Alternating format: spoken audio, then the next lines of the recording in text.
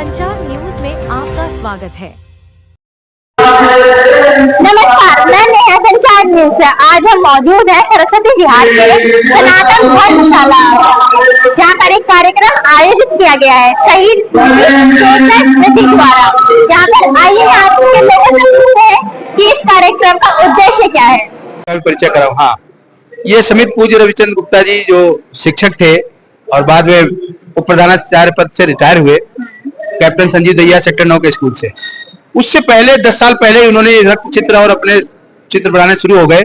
उन्होंने देखा बच्चों के अंदर देशभक्ति घटती जा रही है और कुछ शासन की उदासीनता थी कि जो क्रांतिकारियों का आज तक संग्रहालय पूरे देश में नहीं बना है, दिल्ली में नहीं बना है। ये बहुत बड़ी कमी है कि हम अपने बलिदानियों को भूल गए और कुछ चंद नेताओं को याद करके उनके नाम पर पूरे देश में हमने बना दिए, भवन बना दिए, सब कुछ बना दिया, लेकिन क्रांतिकारियों के बलिदानों को हम भूल गए। उनको बड़ी पीड़ा करती थी और उन्होंने उनको ढूंढ करके, उनके इतिहास को ढूंढ करके, जबकि हिंदी विषय के शिक्षक थे, इतिहासकार बन गए और उन्होंने शोध करके बाल शहीदों के 540 चित्र परिचय दिया, जिसमें 100 चित्र बच्चों के लाए। इसके अलावा पूरे भूले बिसरे क्रांतिकारी और 25 किताबें लिखी। इसके बाद संस्था का गठन किया और उस संस्था में 2010 से मैं जुड़ा हूँ। 2010 आज 15 साल हो गए और ऐसे संस्था के इतने अच्छे लोग इसमें हैं।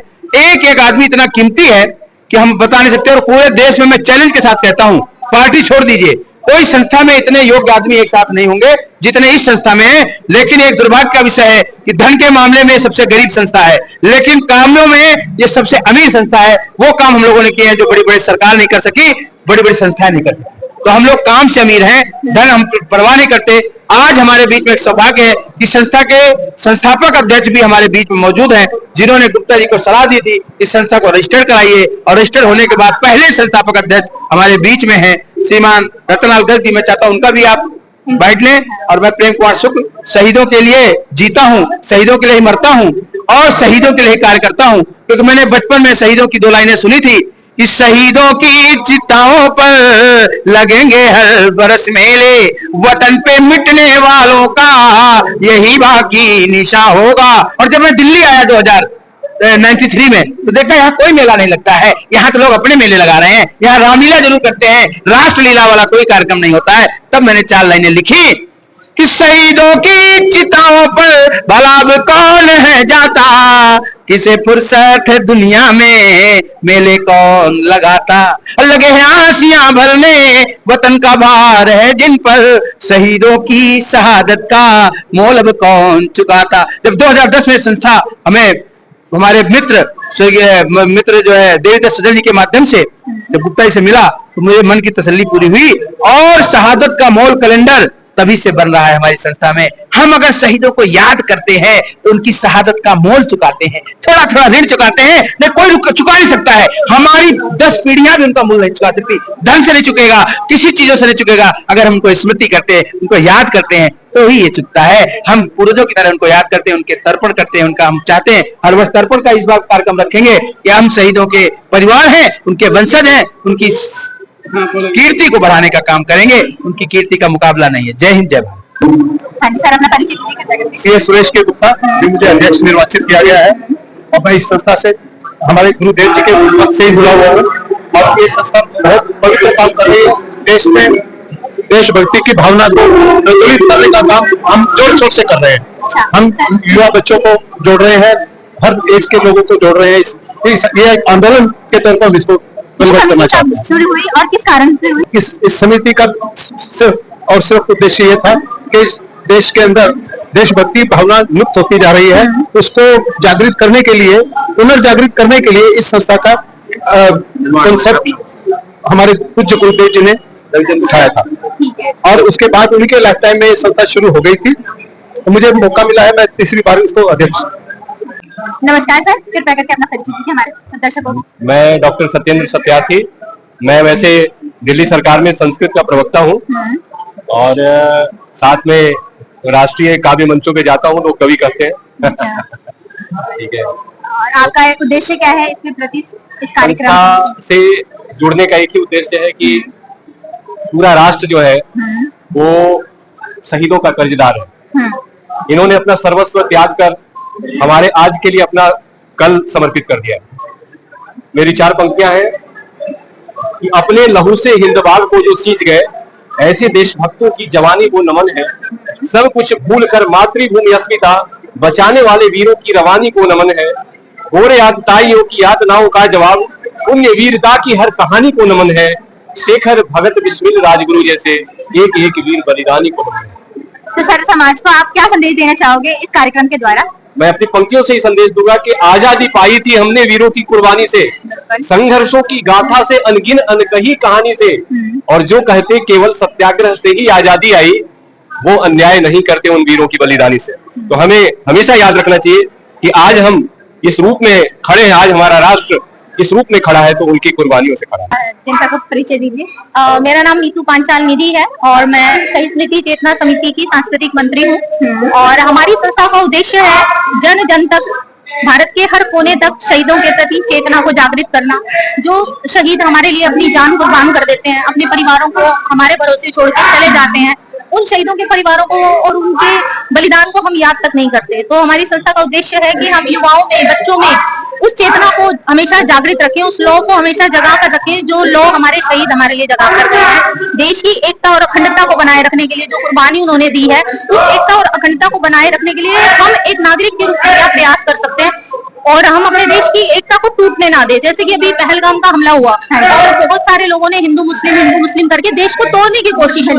दुश्मन का एक प्रयास था कि किसी भी देश को जब कमजोर करना हो तो उसको आंतरिक रूप से सबसे पहले कमजोर कर दो, तो बाहरी रूप से तो कोई भी दुश्मन आसानी से हरा सकता है।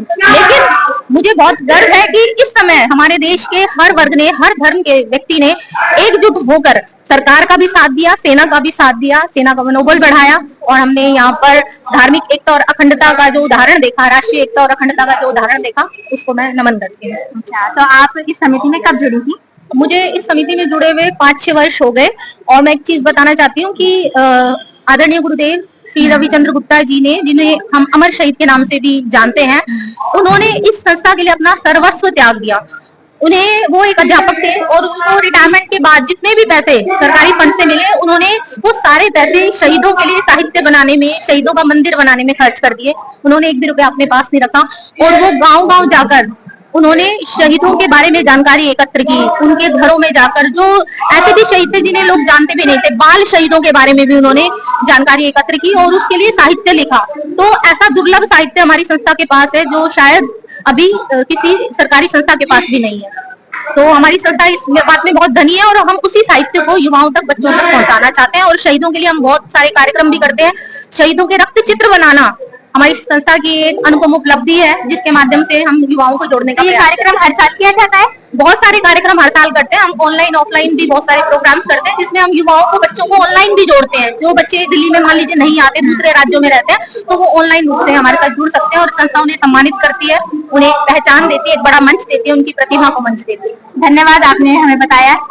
नमस्कार। नमस्कार सर। मुझे बहुत खुशी हो रही है, प्रसन्नता हो रही है कि आप सब लोग इतने हर्ष के साथ और जोश के साथ इकट्ठे हुए हैं और इस संस्था को जीवित रखे हुए हैं और इसकी जो गतिविधियां हैं वो दूर दूर तक आप इसको आगे प्रसार कर रहे हैं। जैसा कि हमने सोचा था कि ये समिति बने, पहले रविचंद्र गुप्ता स्वयं अकेले लगे हुए थे इस काम में और उनकी लगन थी, तो वो तो डिवोटेड थे ही, वो तो शहीद ही थे एक्चुअली।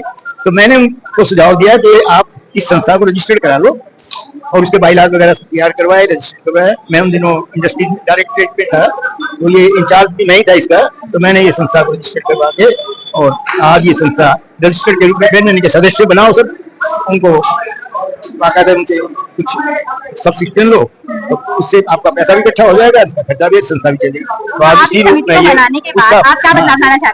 तो अब इनके पास थोड़े पैसे भी हो जाते हैं, इससे लोग दे देते हैं, रसीद काट के इतना, तो सारा अकाउंट वगैरह सब रखा जाता है। ऑडिट हो रहा है, बहुत अच्छी संस्था चल रही है। रविचंद्र जी ने अपने टाइम में इसको खूब चलाया, अब वो चले गए तो उनके हमारे शर्मा जी जैसे महानुभाव बहुत बढ़िया बढ़िया लोग हैं साथ में, वो इसको खूब मेहनत से काम कर रहे हैं और हमारी यही शुभकामनाएं हैं कि ये संस्था रात दिन चले, दिन दुगनी रात चौगुनी खूब तरक्की करे, आगे बढ़े, लोगों में चेतना आए और शहीदों के प्रति सम्मान बढ़े।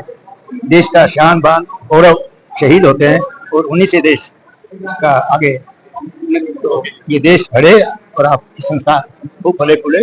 बहुत बधाई। भरा नहीं जो भाव से, बहती जिसमें रफ्तार नहीं, वह हृदय नहीं पत्थर है जिसमें सब देश का प्यार नहीं। तो ये संस्था वो संस्था है जो बच्चों में राष्ट्रभक्ति, देशभक्ति, अपना तन मन धन जीवन अर्पण करने की भावना भर देती है। इस समिति का उद्देश्य ही जो नवयुवक हैं, युवा हैं, छात्र हैं, विद्यार्थी हैं, उन्हें देश के प्रति सजग बनाना, देश के प्रति मर मिटने की भावना पैदा कर देना। और उसके लिए हम प्रश्न मंच तैयार करते हैं, उनके लिए कवि गोष्ठी तैयार करते हैं, उनके लिए प्रदर्शनियां लगाते हैं शहीदों के चित्रों की, और उनको हम जगह जगह जाकर के, उनके विद्यालयों में जाकर के, महाविद्यालयों में जाकर के और विधानसभाओं में जाकर के प्रदर्शनियों का प्रदर्शन करते हैं और उनसे जोड़ने के लिए उनको प्रेरित करते हैं। तो संस्था बहुत बड़ा काम कर रही है। राष्ट्र को जिस चीज की जरूरत है, जिस खाद की जरूरत है, जिससे राष्ट्र प्रफुल्लित हो, उन्नति करे, वो खाद हम तैयार कर रहे हैं। तो हमारी समिति का उद्देश्य है अपने देश के लिए तन मन धन जीवन समर्पित करने वाली युवा पीढ़ी को इन्हीं भाव के साथ धन्यवाद। जैसा कि आपने देखा, यहाँ के हम कई सदस्यों से हमने बात करी, हमें पता लगा कि ये एजेंसी हमारी कार्य करती है। अगर आप में भी देशभक्ति की जागरूकता है तो आप दिए गए इस नंबर पे कॉल कर सकते हैं। साथ जुड़े रहे संचार न्यूज के साथ। सब्सक्राइब और लाइक करना ना भूलें। जय हिंद, जय भारत।